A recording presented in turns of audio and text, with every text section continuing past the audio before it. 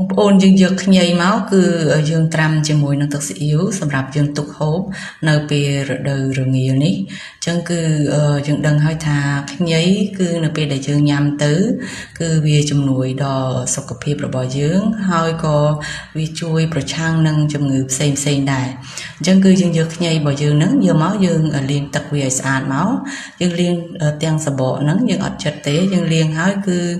យើងហាន់វាជាដុំតូចៗមកល្មមយើងយកវាទៅចំហុយ15នាទីអញ្ចឹងនៅពេលក្រោយ15នាទីក្រោយមកគឺយើងយកមកវាហាន់វាជា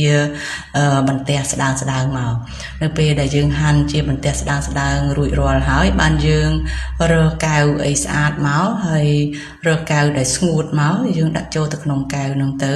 ហើយបន្ទាប់មកទៀតគឺយើងបន្ថែមជាមួយនឹងស្ករហើយយើងបន្ថែមជាមួយនឹងទឹកស៊ីអ៊ីវរបស់យើងហ្នឹងទឹកស៊ីអ៊ីវហ្នឹងគឺយើងចាក់ឲ្យមួយលិចជាមួយនឹងខ្ញីរបស់យើងមកហើយបន្ទាប់មកទៀតគឺយើងបិទគម្របទុកទៅនៅពេលដែលយើងបិទគម្របទុកហ្នឹងគឺយើងទុកតែចំនួន1អាទិត្យទៅ